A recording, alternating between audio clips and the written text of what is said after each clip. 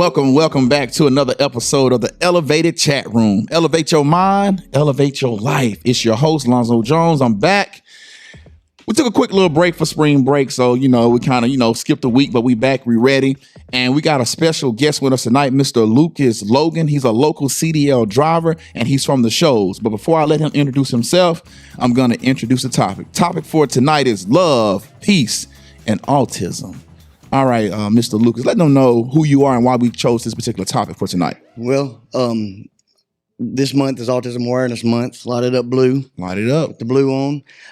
And Dwayne reached out to me. He knew I had a son that was autistic, and he wanted me to come over and speak a little bit, talk a little bit about some things, and maybe open some doors, maybe let some people realize what's going on with autism and figuring it out, because it's a tough road, and there's not a lot of information out there about autism. So you have to kind of dig sometimes to be able to, to find the resources and the different places that can help you through the journey. Yeah. So has it been a tough journey throughout the whole time, or was it just more so an issue at first and then you guys kind of adjusted? How was that? Well, it was tough at first.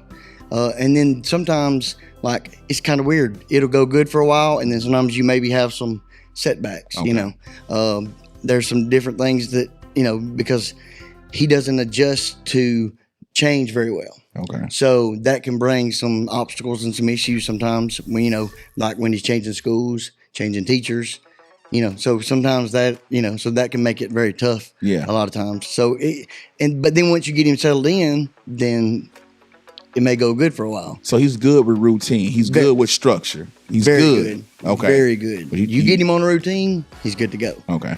But if you get off that routine, then it's tough. It's like we just come off spring break. Yeah. And y'all took a break. Well, when he's out of school, it takes him a little while when he goes back to get back on the schedule and routine. Something else that's very, very unique about autistic children, especially Kelton, is, and you don't think about it, is the time change and weather change affects them. So like his mind is triggered off of time. He's very good with dates. He can tell you holidays, like he can remember stuff that, like when we went on trips, he'll say, "Oh, we went to Disney in June 2020." Yeah. Like he can remember the dates very, like it's actually kind of crazy how he can remember this stuff. But yeah, they're very, very detail oriented and schedule oriented. Okay. I've noticed from being around kids that have this particular that's autistic, that they are like super gifted in some area. Like I've never been around one where for the most part they don't have like some super gift. Like Have you noticed that with your son? Okay. So most of the time from what we've figured out, and every child is different, but yeah, they have a certain area that they excel in. Yes. Now they may struggle in other areas, right. But they have the one area that they're just super, like Kelton is really good at math. Okay. Like he's really good. Like, like even the teacher's like, "Oh, Kelton, he'll have no problem with math." But now if he's not interested in it, he ain't gonna do it. Gotcha. You know what I'm saying? So if you can get them you figure out what they're interested in, then you can kind of start making, you can kind of start getting them to do what you want them to do and that kind of thing, and he can excel if he's really zoned in on it. But if he's not, he's probably not gonna pay too much attention to it. That makes sense. I mean, I got kids like that don't have autism. It's like that. If they're not interested in, they're not gonna pay attention. Nope, they're definitely not gonna read a book that they're not interested in. No. So yeah, I get that. Let me ask you this. Okay. How has Kelton made you not a better father, but a better person? That one hurt. Because I'm very worried about what people think about me. Mm-hmm. I try to be, very neat with my clothes, clean with my clothes, match my clothes, all that kind of thing. Kelton does not care. He don't care. People, that's what we talk, we obviously talk about it because we worry about it. Do kids make fun of him at school? Yeah. Do other people, kids say things about him? And me and my wife have had this conversation many times. Kelton don't care. They could be talking ugly about him, and he's not paying them any mind whatsoever. It does not bother him. So, as far as to answer your question, he's just very, he's very brave, and we tell him that all the time because Dayton, his brother, transferred schools, so they now go to 2 different schools, and Kelton still goes to Muscle Shoals by himself, and he just goes in there every day. He don't care. He just rolls in there. And he never has come back, and like we never had issue with him crying at school or not wanting to go to school. As far as he may not want to go to school because he wants to play his iPad. Yeah. But as far as like, oh, I'm scared to go to school. No. He's very brave, and when we take him to Disney, he loves to ride rides. He's brave. I'm kind of scared of riding roller coasters. He's not. he don't bother him, man. So, like I said, to answer your question, the thing that's probably made me a better person, better father, is to learn not to worry about what the world thinks or what other people think. Just be yourself. That's good. Because that's what Kelton does. That's good. Yep. That's good. And I know that's hard sometimes, just so conscious about what people think about you and how they perceive you. Right.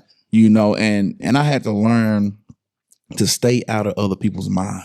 Yeah. Like you sitting there worrying about what this person thinks about you, so you're trying to live in their mental space, and that's not healthy. Nope. And like you said, though, by learning something from your child, it's like, you know what, I can be a better person if I can just take up what he does, what he embodies. Yep. Now, that don't mean I don't still dress nice. Right. That don't mean I don't still take care of myself, but it's like, I don't care if you like my outfit or not. Yeah. You know what I'm saying? I'm dressing for myself. I'm saying? For myself, being comfortable, whatever you decide that day. Yeah, we're good. Yeah. So that's what Kelton is, man. He's just laid back, cool. That's what's up, man.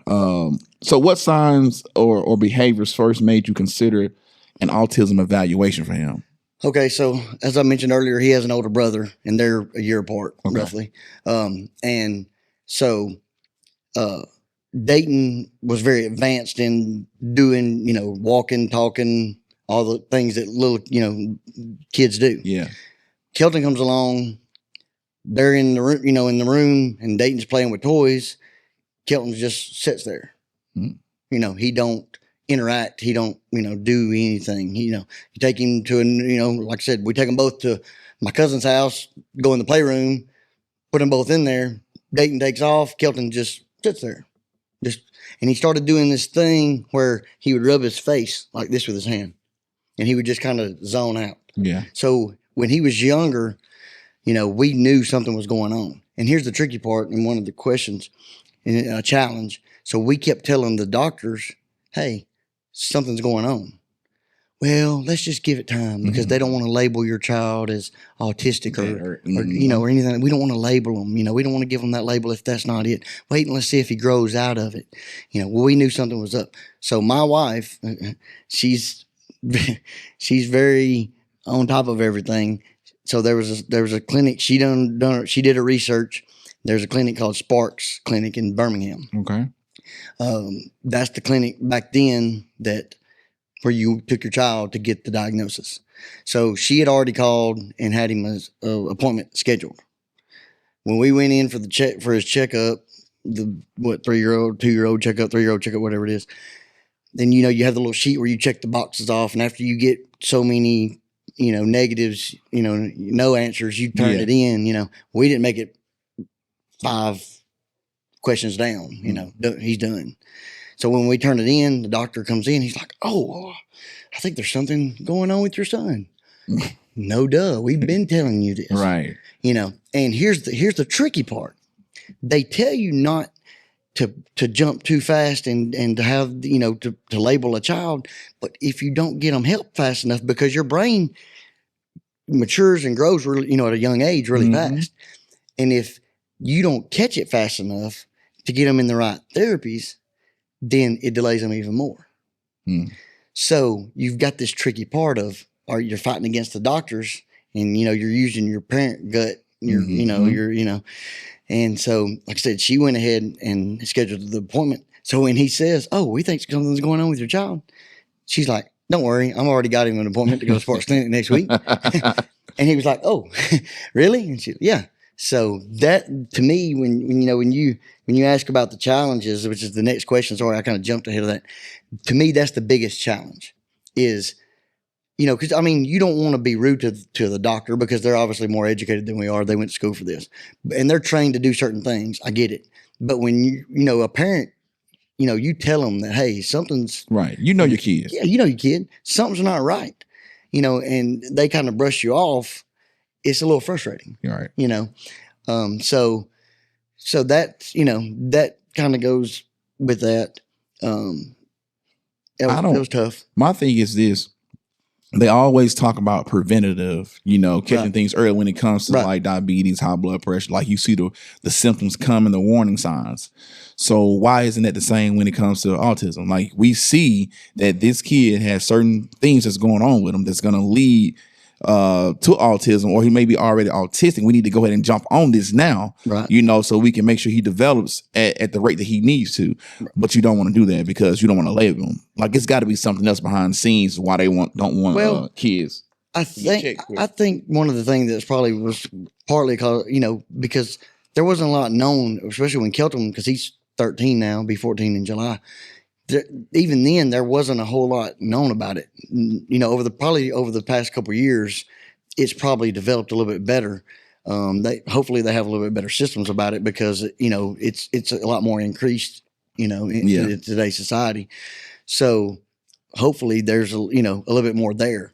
But at the time when he was there, it wasn't, and it was a little tougher. Trying to work through that, navigate through that. That was tough. Yeah. But luckily, and thank the Lord that we were able to get him in and get him in some therapies earlier to start helping him with that. So going through the process of diagnosis and everything like that, can they ever tell you, or did they ever tell you, or do they even know what the cause of autism? There again, there's a lot of like theories. Yeah. Conspiracy theories. There's a lot of theories that go into it. Like there's some of them that say that when they get their shots, because of the different metals and stuff that are in some of the shot, mercuries and different things that are in the shots, that it could cause it. They say sometimes some of the food that some of the stuff they put in the food can cause it. There's a lot of different things that they say. I don't really know. I do know that Kelton was doing pretty good, and then all of a sudden, by the time he got his shots, he did kind of change. Okay. And he did have some massive reflux problems as a baby, and they gave him some reflux medicine, and he acted weird after that. And we noticed it, and we quit giving it to him. Mm. So sometimes maybe some of the medicines when a child is younger, it can trigger it. The biggest thing I think about that, as far as being a parent with a child with autism, is that you think about those things, but it doesn't really change anything. Right. So I think the biggest thing is that once you get a grasp of it, that that this is going on and my child is autistic, I think the biggest thing is embracing it and not really looking at that. And just looking, what can you do from now on? What can we do to help him? Yeah, that makes sense. Yeah, because like you said, once it happens, it's like, hey, this is here now. This is what we're dealing with. Like my son, my youngest boy, he had bad allergies, like food allergies, like nuts, dairy, eggs, shellfish, wheat, soy. Like for maybe almost a year, he survived off bananas and rice. And juice. Like he couldn't have nothing else other than fruit, rice, and juice and water because he was allergic to milk. You couldn't, man. So it's not as drastic as yours because he continues to grow out of the things.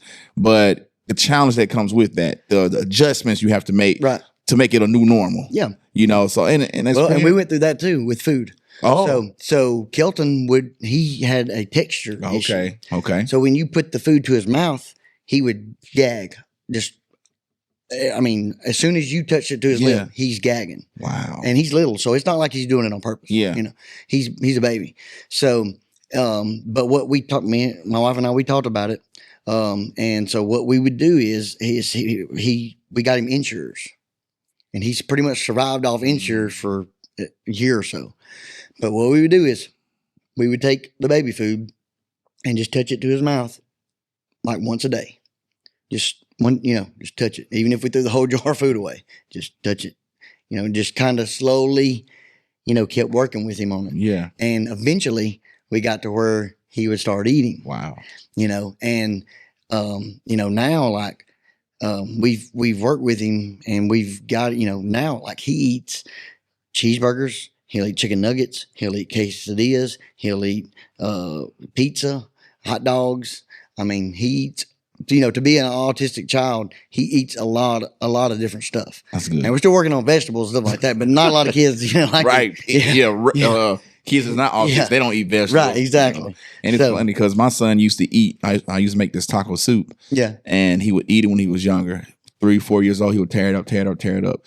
Got 5 or 6 years old, got to school, and some kids were like, yeah, we don't like beans. And then I made taco soup one time. He was like, Dad, what's in this? And I told him, he was like, beans. He's like, I don't eat beans. I don't like beans. And he was like, this is nasty. This is disgusting. I'm like, you eating this for the past 3 years. Yeah. So yeah, I know I know what you be dealing with though on a smaller scale, obviously. So what do you wish more people understood about recognizing autism early? So I was a pretty good ball player growing up. My wife was a good athlete. We both were good athletes. I think that sometimes us as parents, we want to be selfish. We don't want our kids, we don't want our kids to be that way, or we don't want to have to deal with it. Mm-hmm. And so a lot of times, because I've coached other kids, and I feel like they might be a little ASD. Mm-hmm. But the parents didn't seem like that they were open to it. Yeah.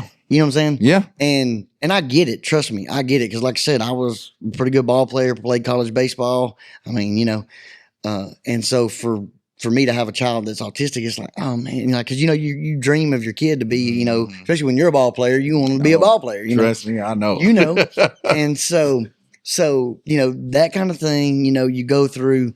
But I think it's real important to, don't fool yourself. Don't run from it. You've got to, like I said earlier, you got to kind of embrace it, because the quicker you get them help, the easier it gets. Yeah. Sooner.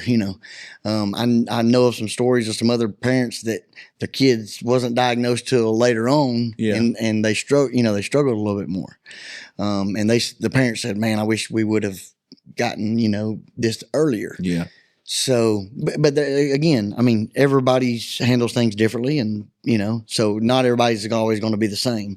But I do feel like that it's better to get it in earlier, and to come to grips with it. That hey, okay, my child is autistic. Yeah. Like, can't be in denial about it. Exactly. As long as you're in denial, there's no help. No help comes with denial. Yeah, and you're hindering your child, and and you're actually hurting yourself worse, because you're going to have to deal with those things longer. Yeah. So, how is he socially? So, if, like we talked about earlier, if you want to talk about something that he wants to talk about, he'll talk your head off. Okay. You know what I'm saying? Yeah. But you kind of may have to trigger him to get him to do it. He's not just going to roll up in here like we are and sit here and have a conversation. He's not going to do that. He'll walk in, sit down, and if usually he has a phone or iPad or something, and he's going to put his nose into that. So, but there's times where we take it away from him, and we make him talk to us. Yeah. Like one of the big things I make him do is, and I asked him today, Kelton, what do you eat for lunch? And he said, I had a Crispito for lunch, So, I make him talk to me and tell me. And here's another thing about children on the that are ASD. And when I say ASD, I mean autism spectrum disorder. Okay. So that's what it's kind of called. It's kind of in a group, you're on the spectrum is what they say. So, I think that sometimes you have to kind of figure out what triggers your child to be able to communicate with them.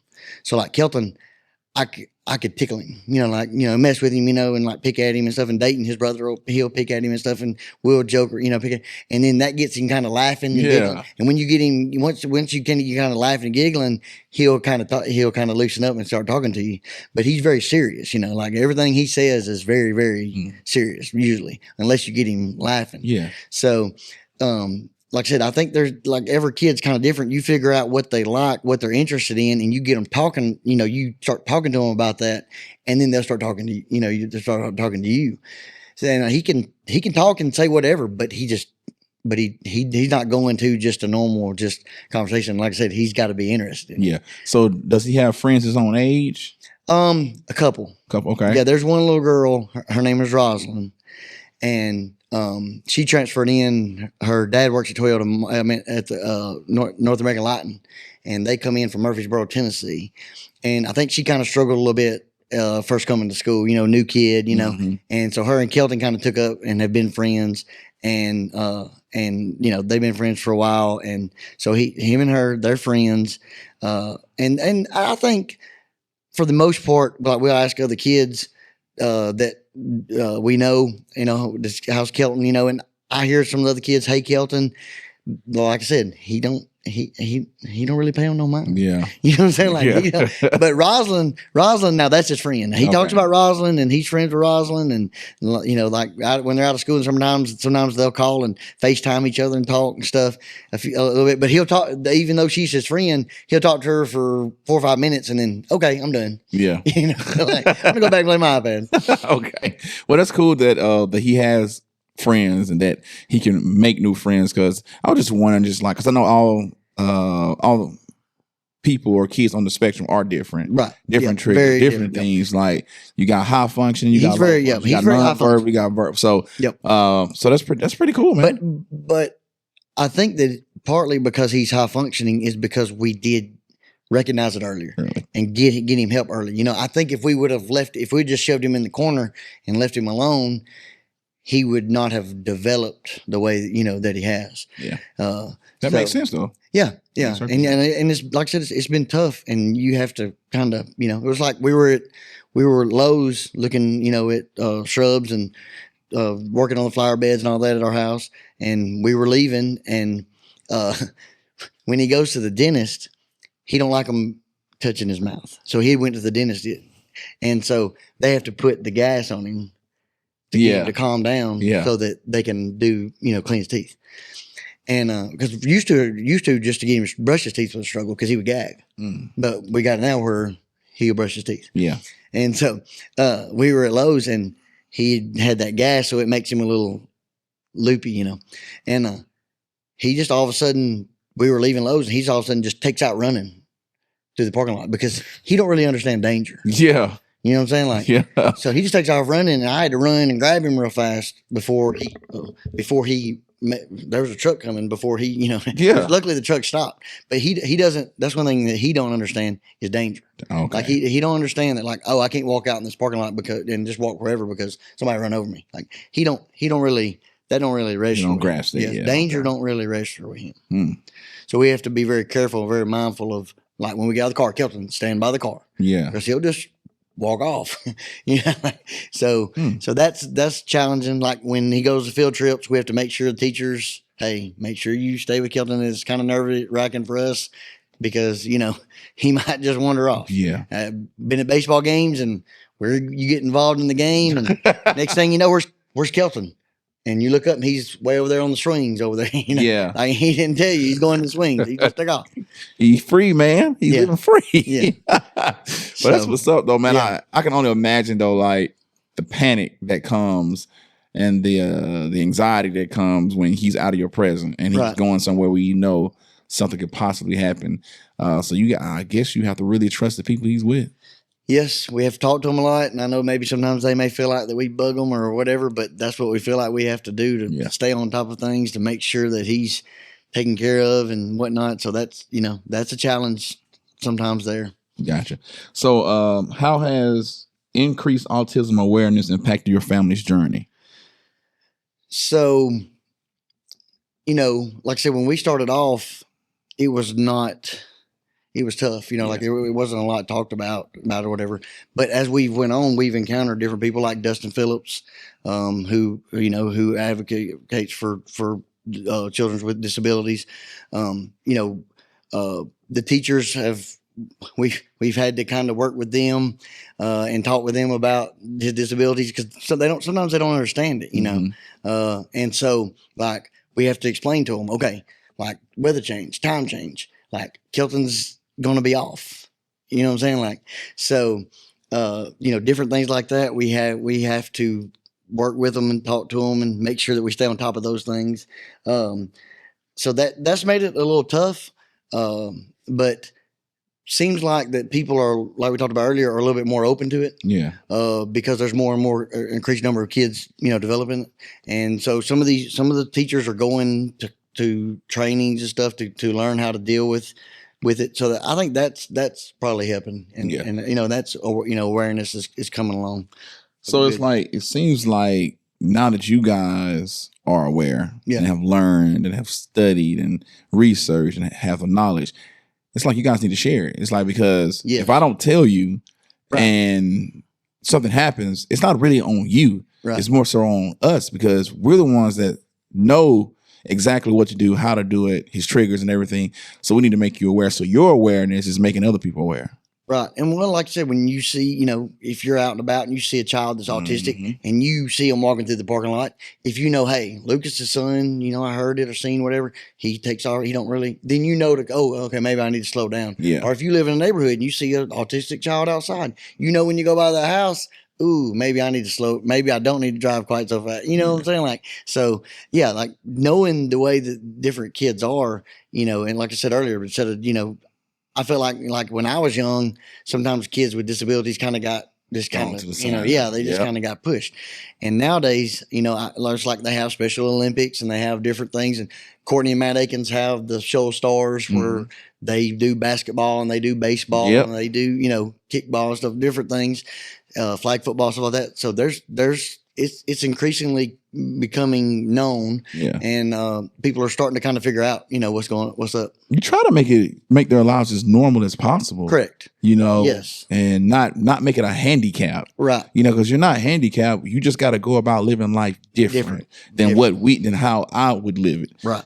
So having the tools, the knowledge, the awareness, and I know it eases pressure off you guys. The more research you do, the more things you find out. It's like, oh, so next time this happened, I can try this. Right. And then you figure out, okay, well, this didn't work. Let me try this different method next time. Right. It's like, okay, boom, this is what works for my son. Yes, it's trial and error. Yeah. You know what I'm saying? And like I said, when they're younger, some of the things that worked when he was younger, as he got older, didn't work anymore. Gotcha. You know what I'm saying? So like, and each child has their own battles. Like Kelton, he didn't like to wear socks when he was younger. He didn't like the texture of socks.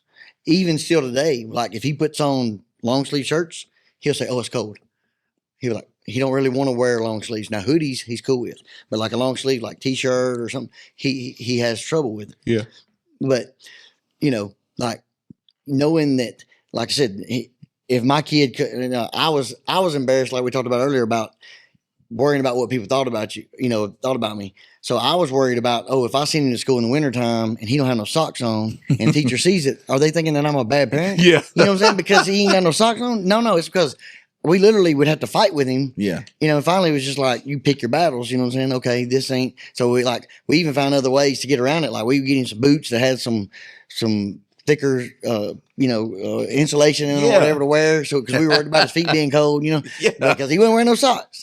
So, like I said, different things like that. If you know that a child is different in that aspect, you can kind of, okay, I understand now why he's doing, some of those things, because Kelton has some issues with, like, children that are on the spectrum. Sometimes they might touch themselves or do something that you would think is rude or odd or weird. Like Kelton bites his hands, and I'll even ask him, I'm like, "Bro, why you bite your hands?" Like, I don't bite my hands, and your mama don't, your brother don't. Why do you bite? It's just something that he does. Yeah. And like, so his hands are all chewed up, and he and like there's times where in the past we've been trying to discipline him a little bit or whatever, and because he may be watching a bad video on his iPad or whatever, and take his iPad and he'll just bite down on his hand, like completely just chomp down. And I'm like, we've got, like you gotta, so I'll like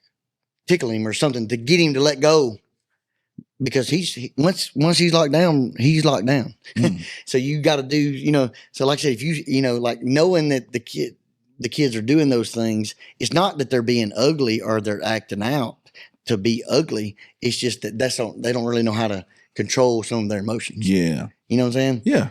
So that makes it tough. And it's been embarrassing sometimes in public before, because he's done some things and it's like, but at the same time, you just gotta, go on with it and try to get by with it, and Yeah. you know, hopefully it don't happen again. You know, And see, that goes back too to worrying about what people think about you. Like even with him being with you and him just being himself. Yep. And then doing something that's like, dude, like you can't be doing it. Like, well, I'm sorry, Dad. This is where it happened. You know, like, well, he don't even say that. Like, I'm just saying, like, I'm like, yo, I'm sorry, Dad. He don't care. You know what I'm saying? Like, he's him. He's him. And so you're not gonna get any lie. You're not gonna get it. Like if you was to say, Kelton, do you like my shirt? If he don't like your shirt, he's gonna say no. and, you know, like whether it hurts your feelings or not, he don't care. So he's honest. He's true. Man, I can just only imagine like being in a day in a life, like just being around y'all out in public, just he's funny. Yeah, yeah, he's funny. And he's done. Yeah, like there's one time we were at the ball field. I was watching my nephew play, and he just decides he needs to go to the bathroom right here. Oh, wow. And don't tell nobody. And I'm like, oh, whoa. Sorry. I'm like, God, sorry, folks. Sorry. Like, you know, like, sorry. You know, I'm like, Kelton, man, you can't do that, man. Come on, man. Come on. So, you know, like, he's been free, man. That's the thing. Like, he don't care. Play by his own rules. But there was one time he was throwing food in the cafeteria because he saw it on his YouTube on a video. So he's throwing food in the cafeteria. Yeah. It's Principal calls me. Kelton's throwing food in the cafeteria. Oh, I'm sorry. but at the same time, I was glad he was doing something like, you know, he was interacting with the other kids to some degree, you know. That's pretty interesting, man. Like I said, I know it's when it first happened, I could see it as it been a setback. But then after you guys kind of make the adjustments, right, you know, it becomes, you know, in some ways a blessing because it's going to teach you so many things about yourself. It's going to expose you to things that you need to correct, you know, as a parent. And I know it has taught you guys a lot of patience. And I needed that because I didn't have a lot of patience. Still don't sometimes. Yeah. Don't have enough. But and just what all the other things that come with it. So, and it's all about how you look in life. Right. You know, am I going to sit here and complain why me? Or am I going to make the best of this situation that I have? Correct. Because he's still a blessing from God. You know? And speaking of God, Kelton, this past couple weeks, we go to Faith Church over in Florence, and Kelton sings, man, at church. Man, Kelton sings. People around us, they'll be looking around. I mean, you know, smiling. He sings, and so I was tucking him in the bed one night. We were saying our prayers, and I said, Kelton, I said, do you love God? And he said, yes, I do. I love God, and God loves me. And I said, well, do you want God to come into your heart? And he said, I do. He said, I want God to come into my heart. And so we said the prayer.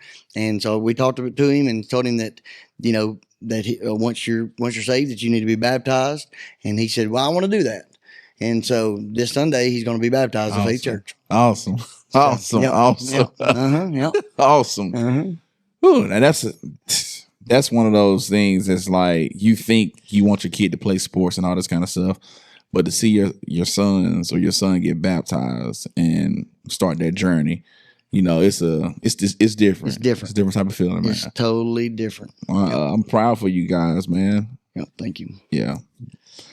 That's, like I said, now it's kind of like that gives you that extra piece. Yeah. You know, it's like, hey, now my job is even more, putting more, you know, God into you by, you know. Well, you know, sometimes, you know, and I guess all parents, hopefully if you care as being a parent, sometimes you feel like you're not doing a good job, you know, and then sometimes, you know, then things like that come along, you know, and you're like, well, maybe I'm doing okay. Yeah. Maybe we're doing okay. Yeah. So what role can the communities play in supporting families navigating a new diagnosis? Well, so like right now, what we've kind of been talking to, and it was awesome that Dwayne called me and asked me to come do this, because right now what we've been talking about, so like through what we talked about earlier about routines. So like through the summertime, Kelton and his brother Dayton, they're 14 and 13, we work, so they have to stay at home by themselves. And so, of course, we have cameras and all that, so we can check in on them anytime. You know, they have phones, stuff like that. But so with Kelton, when we're not there to, you know, stay on him and do and work, and he's not doing, you know, just playing on his iPad, watching TV, whatever. he gets out of his routine. So there's no really that we know of programs for kids with disabilities throughout the summer. So, that's one thing we talked to Dustin Phillips about. My wife was talking with him, trying, to figure out some things maybe that he could do to keep him, keep his mind going and in the right direction, and focusing on schoolwork, and just doing some things. Because we even asked him, Kelton, if you could go to like school through the summertime, would you do it? And he's like, yeah, I would like to do that. So, but when like I said, when he's just at home and he's on that iPad, he gets out of routine. So then when school rolls back around, then it's a little bit, especially like if when he changes schools or changes teachers or whatever, that makes it a little more challenging for a little while to get him back in his cycle. Yeah. So that would probably be the biggest thing as far as our area. Now, probably in the bigger cities, there's probably things for them to do. Yeah. But in this area, that would probably be the biggest thing for the community. I guess would probably be that summer help. Yeah, some kind of school, some kind of something that they could go to and keep them involved, to keep them working toward staying on task. Yeah, I think that would be a great idea. Somebody could put together a summer camp program, doing workout just like they have for kids that's not on the spectrum, for them to be able to do different activities. Still be able to socialize, learn some things, right. Step out the comfort zone. Right. And then have people there that are truly trained in that area, so that they can be super effective and impactful while the kids are there. So yeah, that may be something you definitely want to continue to try to dig in and see what's going on out there, because there may be somebody out there doing it. It may be a church that I mean, that would, somebody, but the thing about it is that, you run into, like, because you have children with disabilities. So then like insurances and things like that are really high, Yeah. So from what we've kind of, found out. So that's, like I said, that's some of the things that probably community wise would be helpful if they could come up with some programs. Yeah. And we're kind of talking about education and school and things to do during the summer. So how can parents advocate for their autistic child within the education and healthcare systems? Okay. So healthcare wise, so every year we have to do an IEP. Okay. And that's an independent education program, I think that's what it's called. So we meet with the teachers and we talk to them about, okay, they'll ask us, okay, what does Kelton need to work on? What do you want to see him improve in this next year? And so here's what happens a lot of times.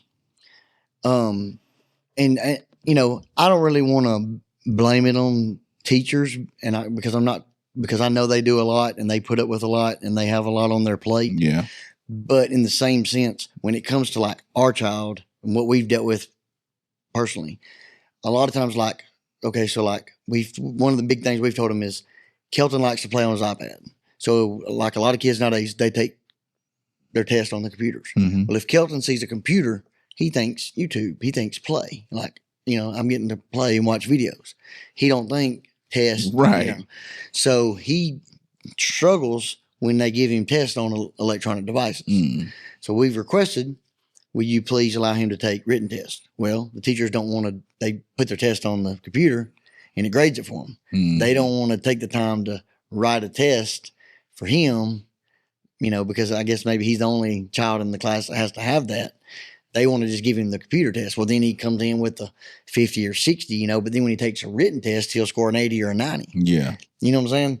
So as far as like when you're advocating for your child, you've got to make sure, and my wife has done an excellent job. She stays on it. I mean, she stays on it like a hawk. Yeah. Watching and making sure that they're honoring and following the IEP that we've talked about. Gotcha. And I mean, the other, administrators, different people have met with us and we've said, okay, this is what we need to do. And so sometimes they'll get off of that.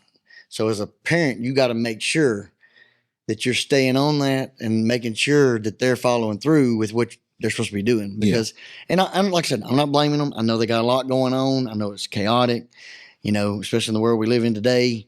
A lot of different challenges going on there. So, but as far as a parent of a child with autism, you have to make sure that they're doing those things. Okay. Because see, the school and the state are tied together. So you can't just go be bopping up in there in the school and, say, whatever, because they don't care. So, but you got to make sure that you stay on top and call them out when they're not doing what they're supposed to be doing. Yeah.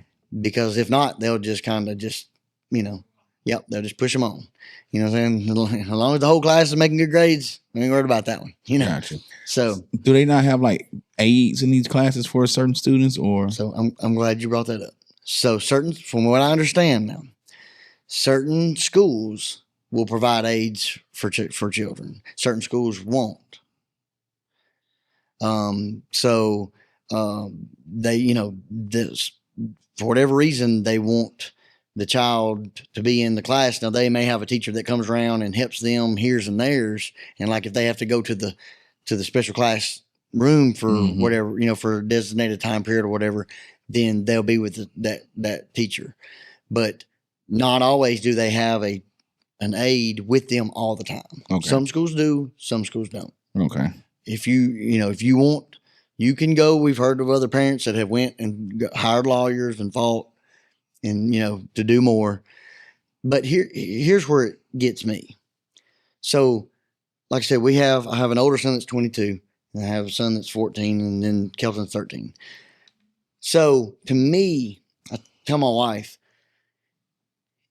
this goes with any kid, I feel like. If you do too much for them, they can't do anything on their own. Come on. You know what I'm saying? Yes, Especially sir. nowadays in time. Yes, sir. You know what I'm saying?